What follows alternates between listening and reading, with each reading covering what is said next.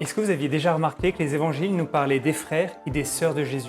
Mais ce ne sont pas les seuls textes qui nous parlent des frères et des sœurs de Jésus. Alors comment en est-on arrivé à dire que la Sainte Famille c'était Jésus, Marie et Joseph? Eh bien on va voir dans cette vidéo qu'en fait c'est pas si simple que ça. Alors commençons comme à chaque fois dans les Écritures.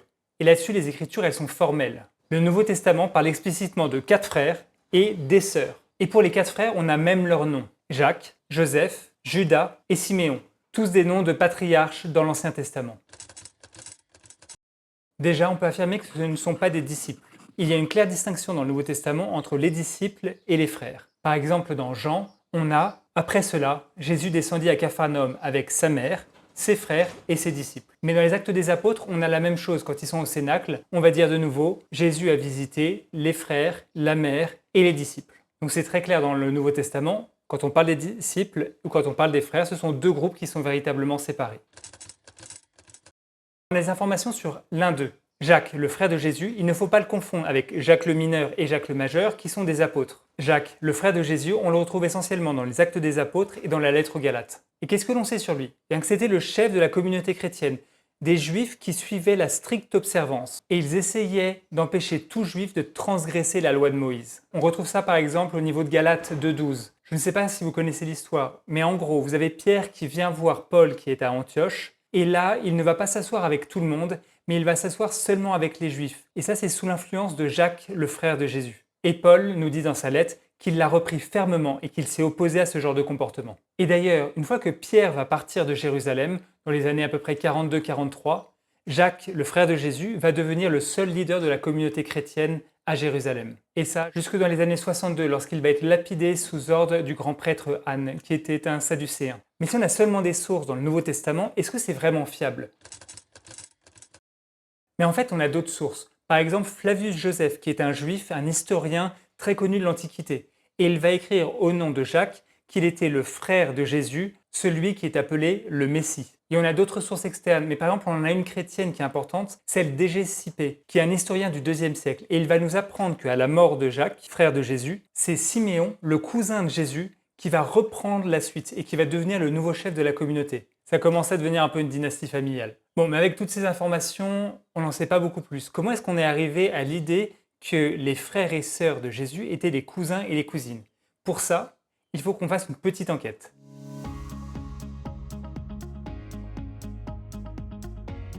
La première hypothèse, c'est celle de frères et de sœurs biologiques. Jésus est l'aîné d'une fratrie qui comporte au moins 7 personnes. Il y a lui, l'aîné, 4 frères et 2 sœurs, peut-être plus. Et Joseph et Marie sont les parents biologiques et légaux de toute cette fratrie. La deuxième hypothèse qu'on va voir, c'est celle des cousins. C'est celle que nous connaissons généralement dans l'Église catholique romaine.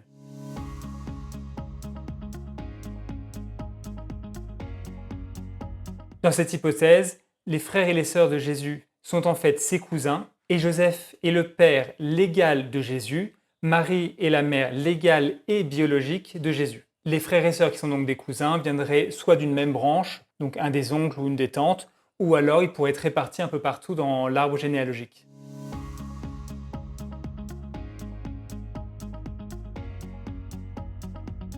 La troisième hypothèse qu'on peut faire, c'est que les frères et sœurs de Jésus sont des demi-frères légaux du côté de Joseph. Dans cette hypothèse, Joseph aurait eu un premier mariage, dans lequel il aurait eu 4 fils et au moins 2 filles. Ensuite, il s'est marié à Marie. Ils ont eu par l'intercession du Saint-Esprit Jésus qui devient le fils légal, et donc le demi-frère légal des autres qui sont tous plus âgés que Jésus. Dans ce cadre-là, Jésus est donc un fils unique, biologique et légal de Marie et de Joseph, et par contre, il est le petit du dernier d'une famille recomposée avec au moins 4 grands frères et 2 grandes sœurs.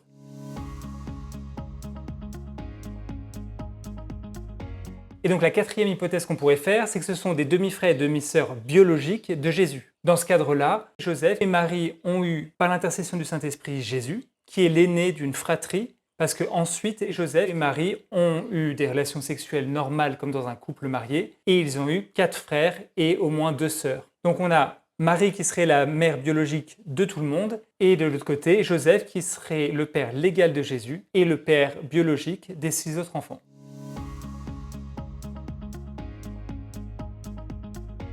Alors maintenant, essayons de regarder ces hypothèses les unes derrière les autres et voyons lesquelles sont possibles, probables ou complètement à rejeter. Dans notre première hypothèse, nous avons donc Marie et Joseph qui ont 7 enfants ou plus biologiques avec Jésus comme l'aîné et ensuite des petits frères et des petites sœurs. Cette hypothèse, elle semble impossible à tenir. Les évangiles et de manière générale l'ensemble du Nouveau Testament et tous les textes que l'on a des chrétiens du 1er siècle viennent contredire cela. Jésus n'est pas le fruit de l'union biologique entre Marie et Joseph. Cette thèse, elle a été seulement tenue par quelques groupes marginaux chrétiens dans les premiers siècles et elle est surtout revenue au XVIIIe siècle avec les Lumières. Mais en soi, ce n'est pas vraiment une hypothèse qui est défendue par qui que ce soit. Donc on en vient donc à la deuxième hypothèse, la plus connue. Les frères et les sœurs de Jésus ne seraient pas véritablement ses frères et ses sœurs, mais ça serait ses cousins. En fait, cette thèse, elle a été défendue par Saint Jérôme au IVe siècle. Saint Jérôme s'appuie sur 3 passages de l'Ancien Testament. Dans ces 3 passages, Jérôme remarque que le terme frère est utilisé à la place de cousin ou de neveu. Et on fait cela car l'hébreu manque de termes pour pouvoir qualifier les liens de parenté entre les personnes. Mais en pratique, l'Ancien Testament utilise ce terme de frère seulement quand il n'y a aucune ambiguïté. Sinon, on va préciser que c'est le fils de l'oncle ou le fils de son frère. Et d'ailleurs, on a un problème encore plus grave. C'est que le Nouveau Testament, il n'est pas écrit en hébreu, il est écrit en grec. Et en grec, il y a bien 2 termes. Il y a un terme pour dire frère et il y a un terme pour dire cousin. Et rien dans les textes ne nous suggère qu'on ait utilisé le terme frère pour cousin. D'ailleurs, Hégésippée, vous savez, l'historien chrétien du IIe siècle, il va bien distinguer Jacques, le frère de Jésus, et Simon, le cousin de Jésus. Il utilise bien 2 termes différents dans son texte.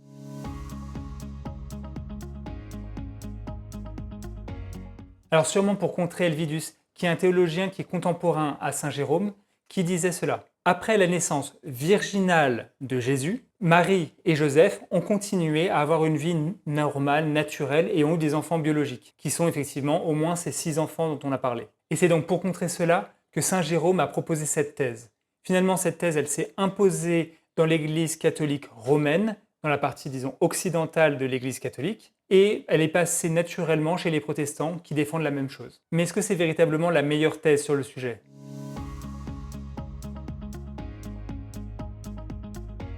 Alors pour défendre cette thèse, on a beaucoup de choses. Déjà, les arguments historiques. C'est celle qui est défendue dès le IIe siècle par tout le monde. C'est aussi une tradition qui a été constamment défendue dans la partie orientale, donc chez les orthodoxes et chez les grecs catholiques. Et on a aussi 3 apocryphes syriens qui en parlent. Le proto-évangile de Jacques, l'enfance de Jésus et l'évangile de Pierre. Dans l'histoire de l'enfance de Jésus, Joseph est présenté comme un veuf assez âgé avec des enfants qui sont adultes. Et cette thèse, elle est complètement en accord avec ce qu'on a dans le Nouveau Testament. Joseph serait le père légal de au moins 7 enfants, et Marie serait la mère biologique et donc légale de Jésus. Et cette thèse, elle explique beaucoup mieux pourquoi est-ce que Marie est toujours accompagnée des frères dans l'Évangile. Si les frères et les sœurs de Jésus étaient des cousins, on ne comprendrait pas très bien pourquoi ils seraient toujours en train d'accompagner Marie lorsqu'elle va voir Jésus. Et on comprendrait encore moins pourquoi est-ce que des cousins et des cousines viendraient voir Jésus pour lui dire de rentrer à la maison et d'arrêter de se prendre pour le Messie. Ça serait clairement pas leur place. Alors que dans la thèse numéro 3, ça a du sens.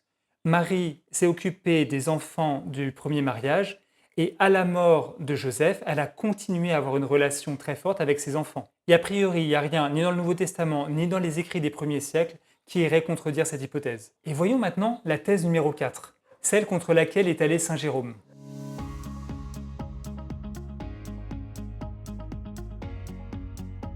Cette thèse, elle a été défendue par Tertullien dès le IIe siècle, avant d'être reprise par Helvidius, dont on a parlé tout à l'heure, au IVe siècle. Et elle se base sur Matthieu 1,25. Dans Matthieu 1,25, l'Évangile nous dit ça. « Mais il ne s'unit pas à elle jusqu'à ce qu'elle enfante un fils, auquel il donna le nom de Jésus. » Et en fait, cette phrase, elle laisserait supposer que après l'enfantement de Jésus, ils se sont unis. Mais cette thèse, elle a beaucoup de faiblesses. Elle s'appuie sur Matthieu 1,25, mais qui ne parle que de ce qui se passe avant, et qui ne laisse rien présager de ce qui s'est passé après. Et enfin, c'est une interprétation contestable d'un verset qui met de côté toutes les autres sources que l'on a.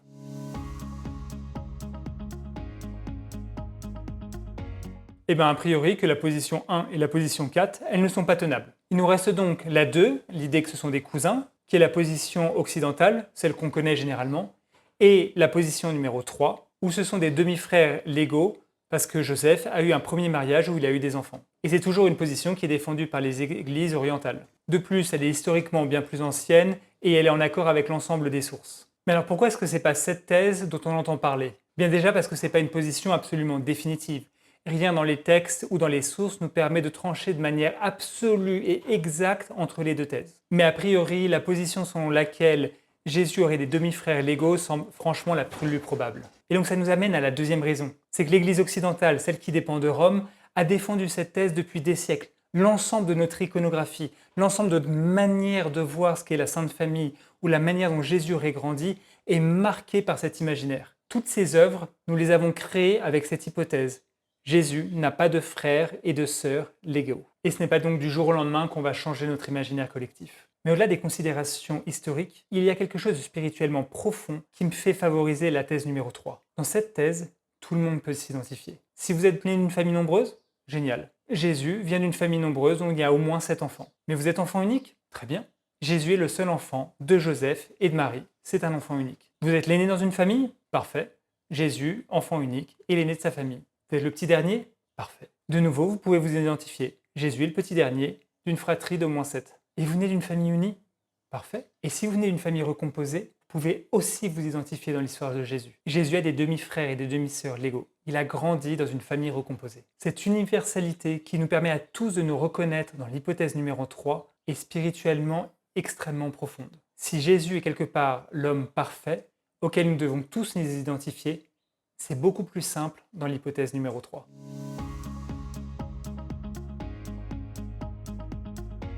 Alors non, l'Église, elle ne nous ment pas. Elle nous propose deux interprétations qui sont légitimes. Les théologiens et les historiens préfèrent l'une de ces deux hypothèses. Mais vous, laquelle de ces théories vous semble plus crédible? En tout cas voilà, si cette enquête historique vous a plu, n'hésitez pas à liker et à vous abonner. Et on se retrouve dans une prochaine vidéo sur un nouveau thème. Merci à tous.